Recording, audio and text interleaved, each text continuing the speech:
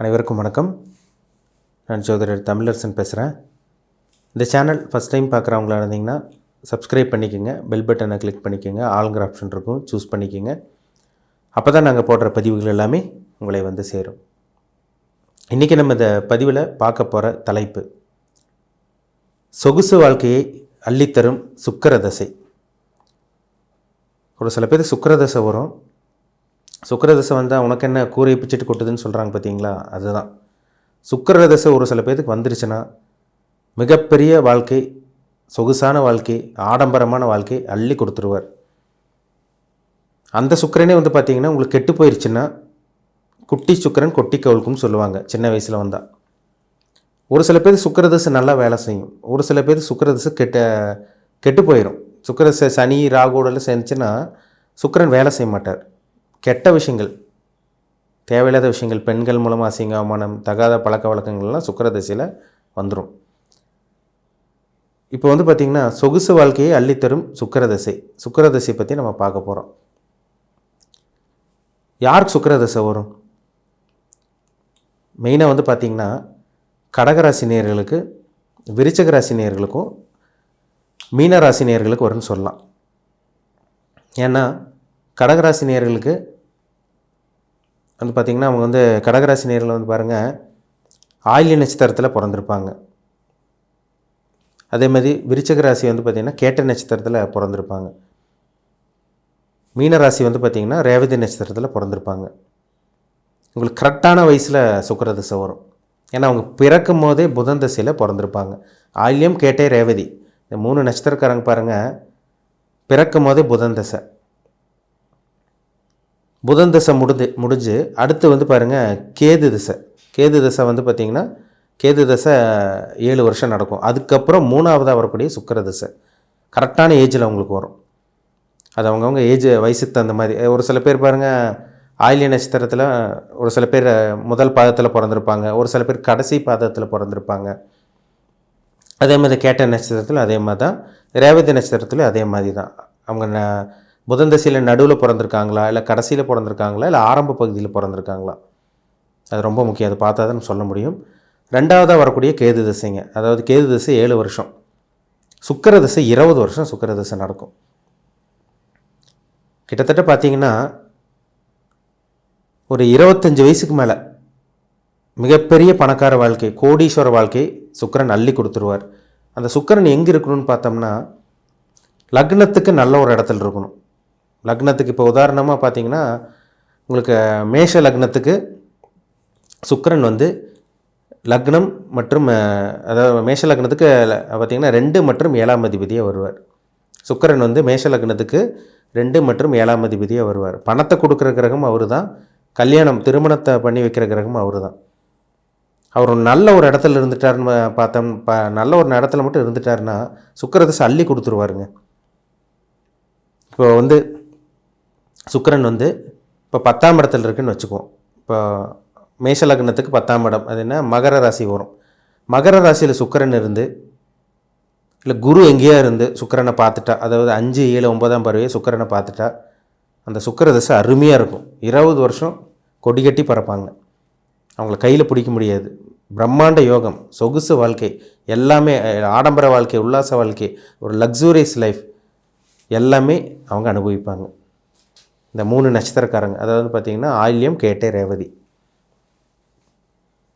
அந்த சுக்கிரன் வந்து பாருங்கள் ஒரு சில அதாவது ஒரு லக்னத்துக்கு வந்து பார்த்திங்கன்னா ஒரு சில லக்னங்களுக்கு அப்படியே 6ஆம் அதிபதி 8ஆம் அதிபதியாக வருவார்.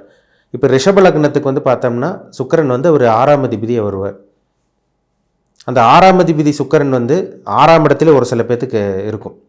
அப்போ அந்த 6ஆம் இடத்துல சுக்கிரன் இருந்து எந்த ஒரு பாவகிரக தொடர்பு இல்லாமல் இருந்தால் கூட அந்த சுக்கிர தசை வேலை செய்யும்.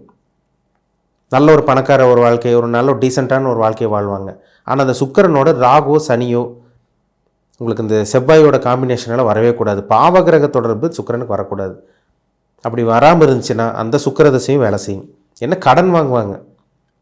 ஒரு சில பேர்லாம் கோடீஸ்வரங்களாக இருக்காங்க, ஆனால் கடனில் அவங்க கடன் வாங்காமல் அவங்களால இருக்க முடியாது. எத்தனை பேர் கோடீஸ்வரங்களாக இருக்காங்க, ஆனால் கடன் வாங்குவாங்க. இது வந்து இந்த ரிஷப லக்னக்காரங்களுக்கு செட் ஆகும். ஒரு சில பேர் வந்து பாருங்கள் துலாம் லக்னக்காரம், துலாம் லக்னக்காரங்களுக்கு வந்து பார்த்திங்கன்னா சுக்கிரன் 8ஆம் அதிபதியே வருவார், லக்னாதிபதியே வருவார். அந்த சுக்கிரன் லக்னத்திலே இருக்குன்னு வச்சுக்கோங்க, அந்த சுக்கிர தசை மிகப்பெரிய யோகத்தை கொடுத்துரும்.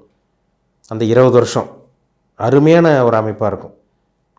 நல்ல ஒரு வாழ்க்கை, ஆடம்பரமான வாழ்க்கை, ஒரு உல்லாசமான ஒரு வாழ்க்கை கண்டிப்பாக சுக்கிர தசை ஏற்படுத்தி கொடுக்கும். அதில் சந்தேகமே கிடையாது. இப்போ மற்ற லக்னக்கெல்லாம் சுக்கிரன் வேலை செய்யாதான் கேட்டிங்கன்னா, இப்போ சுக்கிர தசை வந்து பார்த்திங்கன்னா தனுசு லக்னத்துக்கு வரக்கூடாது. தனுசு லக்னத்துக்கு அவர் 6ஆம் அதிபதியாக போயிடுவார். மீன லக்னத்துக்கு வந்து பார்த்திங்கன்னா அவர் 8ஆம் அதிபதியாக வந்துடுவார். இப்போ தனுசு லக்னத்துக்கு சுக்கிரன், அந்த சுக்கிரன் தனுசு லக்னத்துக்கு சுக்கிரன் வந்து 6ஆம் இடத்துக்கு 6, 8, 12 மறைஞ்சால் அந்த சுக்கிர தசை ஓரளவுக்கு வேலை செய்யும். இப்போ மீன லக்னக்காரங்களுக்கு சுக்கிரன் வந்து பார்த்திங்கன்னா தசை வரும்போது அந்த 8ஆம் இடத்துக்கு சுக்கிரன் 6, 8, 12 மறையணும். அந்த மாதிரி மறைஞ்சால் கண்டிப்பாக கோடீஸ்வர வாழ்க்கை கண்டிப்பாக வாழ்வாங்க. அதாவது அந்த 8ஆம் இடத்த பலனும் இந்த 6ஆம் இடத்த பலன் சுக்கிரன் கம்மியாக தான் பண்ணுவார், பெரிய அளவுக்கு பாதிப்பு கொடுத்துட மாட்டார். இதுவே வந்து பாருங்கள், அந்த மீன லக்னக்கும் தனுசு லக்னக்காரங்களுக்கும் சுக்கிரன் 3, 6, 10, 11 அதாவது வந்து பார்த்திங்கன்னா உபஜயஸ்தானத்தில் இருப்பாங்க. அந்த இடத்துல இருக்கிறதும் நல்ல ஒரு அமைப்பு தான். ஏன்னா பாவகிரகங்கள் வந்து பார்த்திங்கன்னா பொதுவாகவே லக்னத்துக்கு 3, 6, 10, 11 இந்த இடத்துல இருக்கிறது நல்ல ஒரு அமைப்பாக சொல்லப்பட்டிருக்கு. அதே மாதிரி லக்னத்துக்கு அவயோக கிரகம், அந்த கிரகமும் 3, 6, 10, 11ஆம் இடத்துல இருக்கிறது ஒரு நல்ல ஒரு அமைப்பு கொடுத்துரும். பொதுவாக வந்து பாருங்கள், லக்னத்துக்கு அவயோக கிரகங்களோட தசாபுத்தி நடக்கக்கூடாது. அந்த சுக்கிரன் வந்து மீன லக்னக்காரங்களுக்கும் தனுசு லக்னக்காரங்களுக்கும் வராமல் இருக்கிறது நல்லது. அப்படி வந்தால் சில விதிவிலக்கு இருக்குது, அந்த விதிவிலக்கு பார்த்தா தான் நம்ம சொல்ல முடியும். சரிங்களா?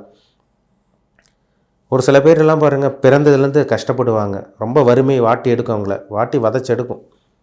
பிறந்ததுலேருந்து கஷ்டப்படுவாங்க, சாப்பாடு துணிமணிக்கே போராட்டமாக இருக்கும், ஒரு சொகுசான ஒரு வாழ்க்கையை வாழ முடியாமல் இருப்பாங்க. ஆனால் அந்த கரெக்டாக அந்த பருவ வயசில் கரெக்டாக அந்த சுக்கிர தசை வந்ததுக்கப்புறம் பாருங்கள், அவங்க எங்கேயோ போயிடுவாங்க. ஆரம்பத்தில் கஷ்டப்பட்டாலும் ஒரு ஏழ்மையான ஒரு நிலைமையில் இருந்தால் கூட இந்த சுக்கிர தசை அவங்கள தூக்கி விட்டுரும். பிரம்மாண்டமான ஒரு வாழ்க்கை, கோடீஸ்வர யோகம், அருமையான ஒரு வாழ்க்கை அந்த சுக்கிர திசையில் அவங்க அனுபவிச்சே தீருவாங்க.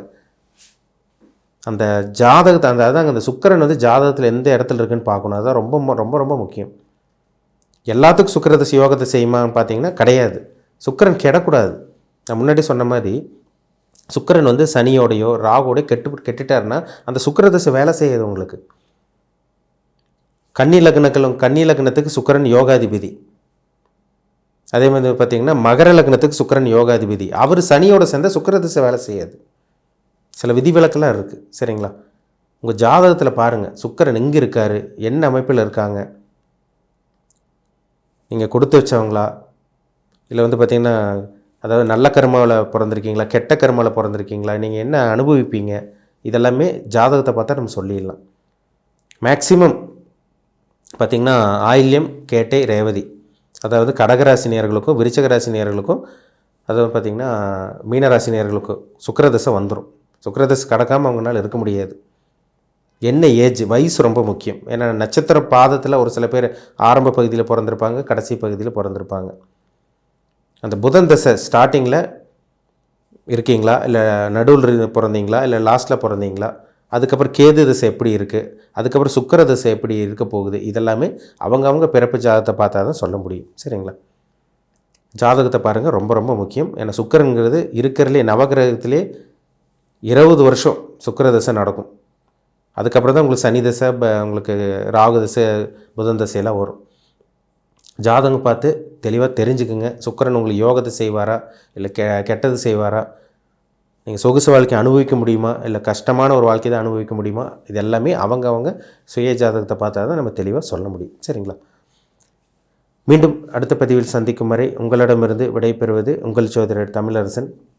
இந்த சேனல் பிடிச்சிருந்தால் உங்கள் நண்பருக்கும் உறவினருக்கும் ஷேர் பண்ணுங்கள், லைக் பண்ணுங்கள், சப்ஸ்கிரைப் பண்ணுங்கள், பெல் பட்டனை கிளிக் பண்ணிக்கோங்க, ஆளுங்கிற ஆப்ஷன் இருக்கும், அதையும் சூஸ் பண்ணிக்கோங்க.